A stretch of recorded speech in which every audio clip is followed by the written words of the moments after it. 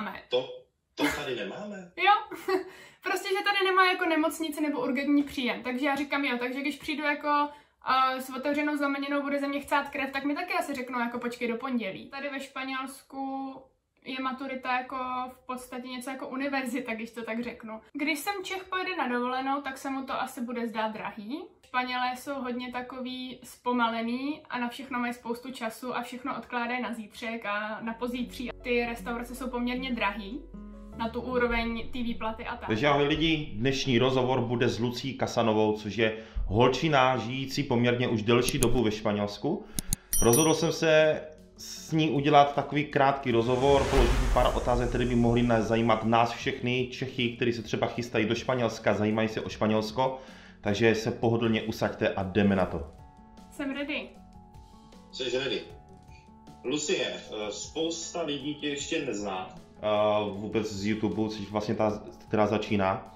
Řekni mi něco o sobě, jak tam dlouho žiješ, z jakého města pocházíš a v jakém městě ve Španělsku bydlíš a vůbec jak jsi se tam dostala? Tak, já pocházím z Chrudimi, což je malé město kousek od Pardubic. A teďka tady ve Španělsku bydlím ve městečku, co se jmenuje Gran Alacant a je to kousek od Alicante. A jak jsem se sem dostala? No, já jsem si vždycky přála bydlet někde u moře, kde je sluníčko a teplo a tak. Ale nikdy jsem neviděla kam přesně. První jsem jako plánovala, že Amerika, taková ta klasika, jako co se přeje většina teenagerů. Ale nakonec jsem se rozhodla pro Evropu, protože je to jednodušší, ať už ohledně jako papírování, tak i ohledně cesty. Takže nakonec jsem se rozhodla pro to Španělsko a teď už to bude 2,5 roku, co tady jsem. Nedávno jsem viděl, že jsi vlastně začala natáčet na YouTube život ve Španělsku.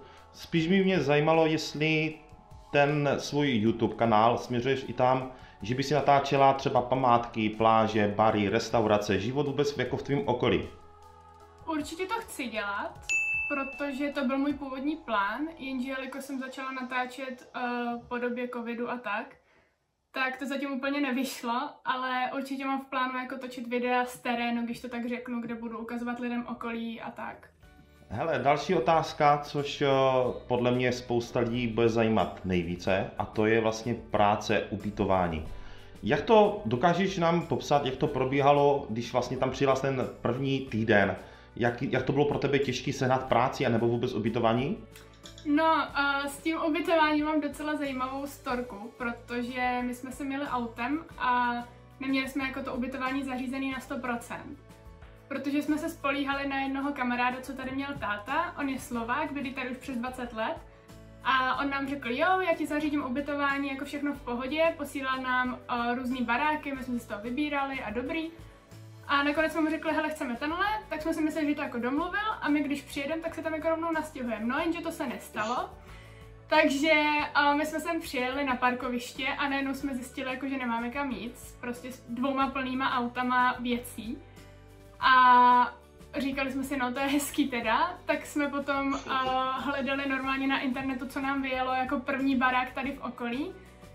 A zavolali jsme tam, což byla taky docela sranda, protože v tu dobu jako úroveň španělštiny nulová. Domluvili jsme se s tím pánem, on nás vyzvedl na tom parkovišti, kde jsme čekali, udělali jsme prohlídku toho baráku, řekli jsme, že to chcem. Potom jsme šli do realitní kanceláře, protože to bylo přes realitku, tam jsme podepisovali dokumenty. Mezitím oni ten barák uklidili v rámci možností teda. A potom jsme se nastěhovali, jo. Takže to byl takový punk a rozhodně doporučuji lidem, co se chtějí stěhovat do zahraničí, ať si to zařídí předem. A co se týče práce, tak tady ve Španělsku vždycky, v tu dobu, kdy jsem se odstěhovala, tak tady byl jako problém najít práci už předtím, než byla nějaká pandemie a tak. A celkově ve Španělsku je hodně velká nezaměstnanost. No, takže najít práci jedině jako přes kontakty z mý zkušenosti. Pokud nemáš kontakty, tak prostě je hrozně těžký tu práci sehnat a všechny moje práce, co jsem tady měla, byly právě přes ty kontakty. A ještě důležitá věc je zařídit si NIE, což je něco jako pracovní povolení, aby z toho tě nikde nezaměstnají.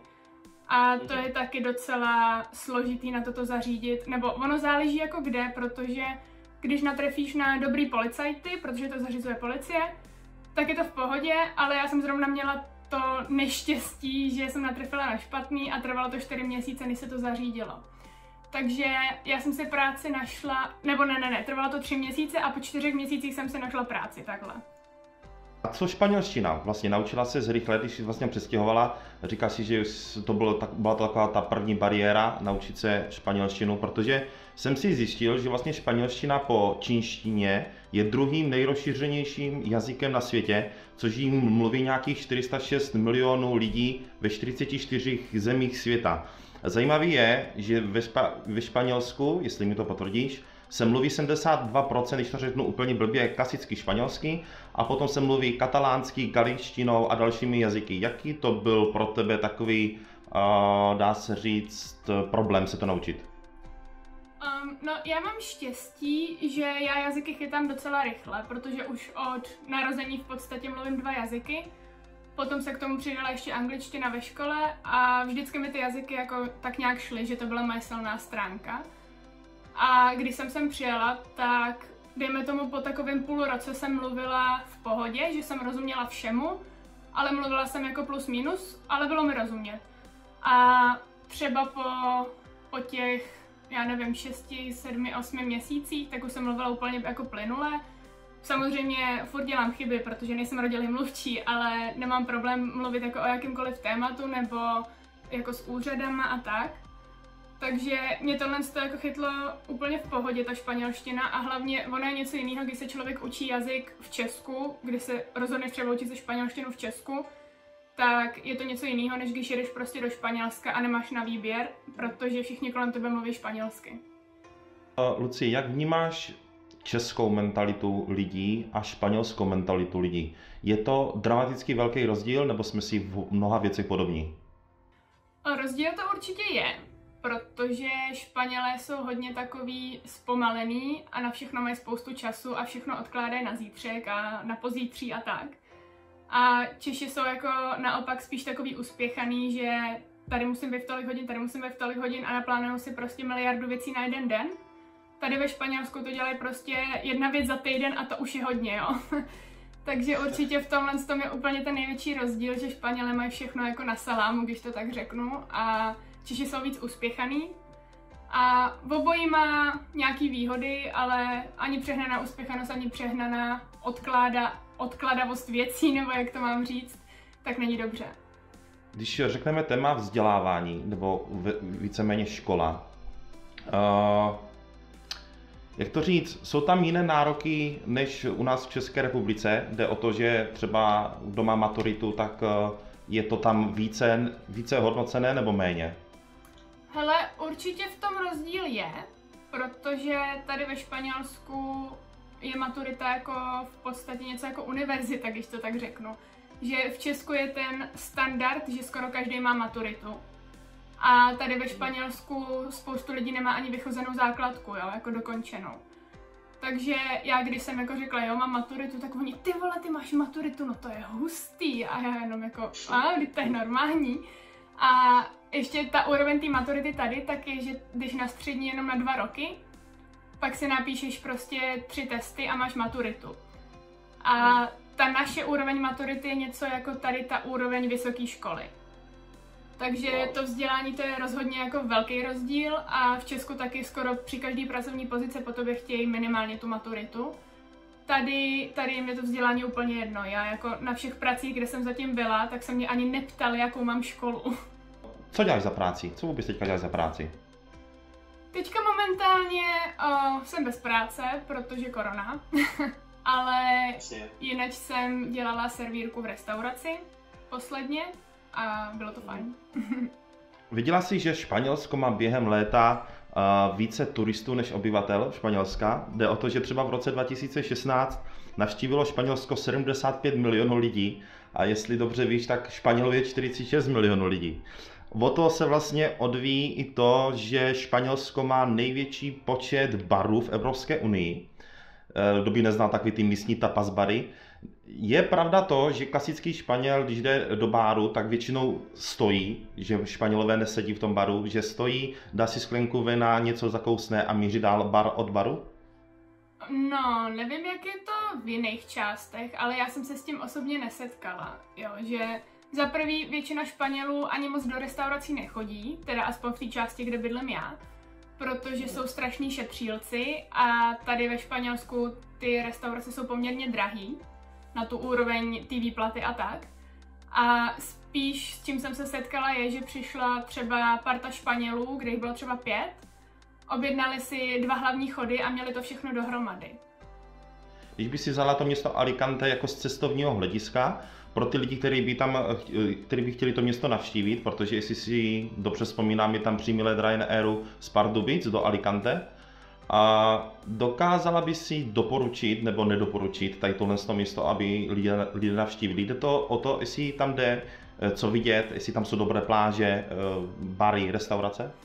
Já bych určitě za turismem Alicante doporučila, protože jak Alicante, tak i okolí jsou strašně krásný. Je tady hodně míst, který vidět, hodně zajímavých věcí, s kterými se třeba jako běžně nesetkáš, třeba Růžový jezero a takovéhle věci. Takže já bych to rozhodně doporučila a určitě, když by někdo chtěl jít do Alicante, tak ať si jako vyhradí minimálně 5 dní, protože je tady fakt co vidět, si myslím. A můžeš nám říct zhruba ceny versus třeba Čechy? Já mám pocit, že jsem viděl jedno video, kde si říkala, že zrovna u vás tam v tom Alicante nejsou ty ceny až tak třeba drahé, jako v Madridu, v Barceloně a v jiných přímořských prostě letoviscích, krom Madridu samozřejmě. Jak bys to tam deklarovala, ty ceny? Je to poměrně jako přijatelný pro nás, pro Čechy? Když sem Čech pojede na dovolenou, tak se mu to asi bude zdát drahý, ale myslím si, že ne až tak moc. Jo, když se to vemu třeba, když jdeš do restaurace, dáš si tam pivko, tak v Česku kolik zaplatí za pivko? 20 korun? Tak nějak? No, to přitlač. Víc, jo. Já nevím, když jsem já chodila do Česka na pivo, tak stálo 20 korun. Ale tady, když jdeš na pivo, tak je normální, že za ně necháš prostě 3 až 5 euro, což je velký rozdíl, že jo? Ale tady ty ceny jsou jako normální a když jedeš třeba do Barcelony, tak tam za to pivo dáš třeba 8 euro, jo. Takže je to rozdíl a jako zdá se to pro Čechy dražší a jako měla jsem tady spoustu kamarádů, co mě přijeli navštívit a říkali, tyhle, tady je to strašně drahý, ale většinou to byli studenti, kteří si jako ještě moc nevydělávali. Takže myslím si, že pro normálně pracujícího člověka, který má jako nějaký průměrný příjem, se to bude zdát možná dražší než v Česku, ale žádný jako rapidní rozdíl.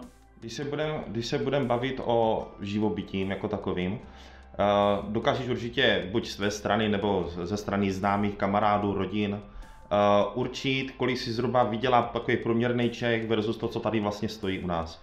Když bys to měla porovnat na španělský poměry, kolik ty si tam vyděláš a vlastně co si můžeš dovolit, co víc převažuje? Je to lepší život ve Španělsku nebo v Česku? Já si myslím, že když se srovná ta průměrná výplata v obou státech a ty ceny, tak to vychází asi na stejno. Jo, jsou tady nějaké věci, jako ve kterých je velký rozdíl, ale když se to tak nějak celý zprůměruje, tak si myslím, že to vychází na stejno. Že ta úroveň života bude asi stejná. Dokážeš popsat rozdíl mezi českým a španělským zdravotnictvím? Máš nějakou zkušenost? To mám. Mám jednu a už žádnou další nechci. Když jsem se sem přestěhovala, bydlela jsem tady asi 3 nebo 4 měsíce, tak mě strašně píchalo pod žebrem. A já jsem si myslela, že mám jako nějaký natažený sval nebo něco a nějak jsem to neřešila. No ale pak to už pokračovalo jako 2 týdny a došlo to do té fáze, že mě to píchalo tak moc, že jsem se nemohla sama ani jako převlíknout nebo nadechnout se pořádně a tak. Tak jsem si řekla, aha, asi bych měla jít k doktorovi, že jo. Normálně já tady mám auto a doktora mám jako 5 minut autem odsaď. Jenže problém byl, že mě to píchalo na pravé straně, takže jsem nemohla řadit. Takže jsem se musela zavolat taxíka, ať mě odveze k tomu doktorovi. Fakt říkám, je to 5 minut cesty, mám to skoro vedle baráku. A ten taxík jako za prvý mě za těch 5 minut zaúčtoval asi 13 euro, protože viděl cizinku a já v tu dobu jako vůbec neměla tušení, která by je a kolik stojí taxíky. Takže mě takhle hezky osral. A dovezl mě k tomu doktorovi a já říkám, jako co mám za problém a fakt jako já jsem pomalu ani nemohla chodit, fakt to strašně bolelo. A byl pátek, já jsem tam přišla a říkám jim, no, jakože mám tenhle problém, mohli byste mi pomoct. A v tu dobu samozřejmě moje španělština jako byla ještě nic moc. A šla jsem tam s jednou mojí kamarádkou, která se mi tak nějak snažila překládat. A oni mi řekli, no, je pátek, my dneska nemáme čas, přijď v pondělí. A já říkám jak jako v pondělí, mě to bolí teď hned, já nevím, co mi je, nemůžu chodit, nemůžu se pořádně nadechnout, mohli byste prosím mi dát aspoň nějaký prášek nebo injekci, nebo já nevím. A oni mi řekli, no v pondělí. A já říkám, dobře, tak mi řekněte, kde je tady nějaký špitál nebo nemocnice, urgentní příjem, já si tam zajedu prostě, vemu si tágo, ale nevím, kde to je, protože se tady nevyznám ještě. A víš, co mi na to řekli? To tady nemáme. Prostě, že to tady nemáme. To tady nemáme? Jo, prostě, že tady nemá jako nemocnici nebo urgentní příjem. Takže já říkám, jo, takže když přijdu jako s otevřenou zlomeněnou, bude ze mě chcát krev, tak mi taky asi řeknou jako počkej do pondělí. No, takže jsem se jako pěkně naštvala, vylezla jsem ven, rozbrečela jsem se a jakože já nejsem moc brečící člověk a brečím fakt výjimečně. A říkám jako, co mám teď dělat, jo. Tak jediné, co mě napadlo, napsat mýmu majitelovi baráku, jestli neví, kam bych prostě mohla jít, že mám tenhle a tenhle problém a že mi řekli, že tady nemá jako špitál, jo. Tak on mi řekl, že kousek od tohohle doktora je jedna soukromá klinika, kde mě určitě vezmou, ale je to prostě soukromý. A že je to i nejblíž. A já říkám, jo, tak super, prostě mě už tu chvíli bylo jedno, jestli jdu na soukromou nebo na státní, hlavně jsem chtěla, ať mi někdo jako pomůže. Tak jsem šla na tu soukromou kliniku, oni mě vzali, zjistili, že mám ledvinovou koliku, napsali mi prášky a nechala jsem tam asi 120 €. Wow. Takže to byl jako drahý výlet k doktorovi, ale aspoň mě ošetřili a bylo to tam na úrovni a dokonce tam mluvili jako i 6 jazykama, že jsem nemusela mít někoho, kdo mě překládá, protože tady ten státní doktor, tak tam je napsaný, pokud neumíte španělsky, tak prostě přijďte s někým, kdo umí, že jako my ti nebudeme pomáhat, když neumíš. No, takže to byla moje zkušenost s doktorem a od té doby, když jako mám nějaký problém nebo někam chci jít, že jsem měla teda zatím jenom jeden, tak jsem šla zase na tu soukromou kliniku a i když jsem tam vždycky jako vyplácela nekřesťanský peníze, tak aspoň vím, že to tam jako funguje, no. Hele, co by mě ještě tak jako hodně zajímalo, když jsi vlastně tady před chvílou tak hezky smála, máš pocit, že Španělé mají stejný názor na naši českou ironii a sarkazmus, co se týče humoru?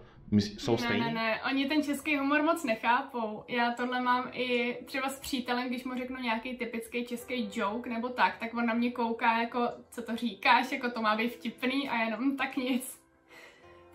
Takže tohle určitě ne, ale tady zase jako se smějou věcem, který mě vůbec nepřijdou vtipný, takže...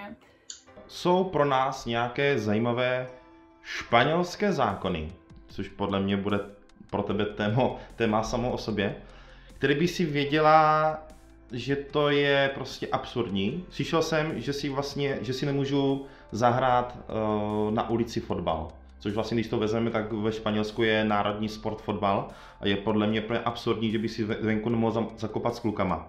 Nebo mám ještě napsáno, nemůžu říkat slovo Lenin a mandarína, což vlastně znamená mandarinka, jestli to říkám dobře. Nebo je zakázáno hrát v baru a to mě teda hodně mě rozesmálo. Že nemůžu hrát v baru domino a kostky, protože je to moc hlučný a roční tím okolí. Mhm. Hele, s tou mandarínou tak to říkat můžeš, ale nesmíš tak pojmenovat své dítě.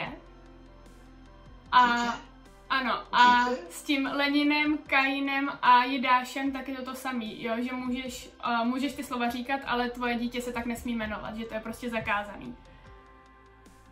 A jinak ty další věci, co jsi říkal, tak to je na určitý kraje, protože tady ve Španělsku většina zákonů platí jenom, že se to rozděluje na určitý kraje. Jo, že ono je to tady ne jako v Česku, že prostě tam ve vládě někdo něco prohlásí a platí to pro všechny, ale tady se to rozděluje, že na každý kraj platí něco. Takže to, co jsi řekl, to platí, ale jenom v určitých krajích, ale to s těma jménama, že Lenin, Mandarína, Jidáš, Kain a tak to platí pro celý Španělsko teda. A jinak jsou třeba jako divný zákony, že v určitém kraji nesmíš mít sex v autě, nebo že nesmíš mít sex na pláži, ale před pláží už můžeš, jo, což dává jako smysl docela. Potom máš i v některým kraji, že nesmíš spát v autě, ale když vyjedeš z toho kraje, tak už jako můžeš. Takže jako je tady spousta divných věcí, z kterých vůbec nechápu. A jinak jsem o tom točila samostatný video, kde právě říkám jako nejdivnější zákony ve Španělsku. V současné době ve Španělsku neexistuje žádný zákon, který by vlastně zakazoval nahotu, což vlastně znamená, že vlastně kdokoliv se po celé zemi může procházet úplně nahej. Je to pravda? Není to pravda. Tady je dokonce i zakázaný se procházet bez trička. A je i zakázaný chodit, no ono je logicky, když je zakázaný chodit bez trička, tak jako je zakázaný i chodit do restaurací bez trička a tak. A to je hlavně zvláštní tady u těch přímořských oblastí, kde třeba bydlím já, tak je normální, že člověk jde z pláže prostě jenom v plavkách domů. Ale oni tě suverénně můžou zastavit a vypokutovat, že se to nesmí. A když jsem tady měla kamarády z Česka, tak jeden můj kamarád šel prostě z pláže za mnou do restaurace, když jsem pracovala, sedl si tam bez trička a moje šéfová hnedka, ty vole, se oblíkne, nebo ho budu muset vyhodit, tohle se tady nesmí a jenom aha, ok, tak já mu to řeknu. A co Čechy? Vrátíš se do Čech? Hele, na dovolenou určitě, protože mně Česko přijde krásný, jako je to moc hezká zem, ale bydlet bych tam nechtěla, protože tady se prostě cítím šťastnější, i když ten stát nenabízí tolik jako třeba to Česko, ale v Česku bych už asi bydlet nechtěla, pokud by mě k tomu jako nedonutila situace nebo něco takového. Takže jako do Česka se vrátím prostě třeba na týden, na 2 na dovču a zase zpátky. Já děkuji za tvůj čas, že jsi nám tady řekla zhruba, stručně, velmi stručně, jak to tam probíhá, jak to tam máte. Chci poděkovat, že to byl moc hezký rozhovor a užila jsem si to. Takže tohle byl rozhovor s Lucí Kasanovou. Jak jsem říkal, má svůj YouTube kanál, dejte jí subscribe, sledujte ji. Podle mě má hrozně moc zajímavý videa o tom Španělsku. Mrkněte na to, děkuji, že jste zhlédli video a mějte se. Ahoj.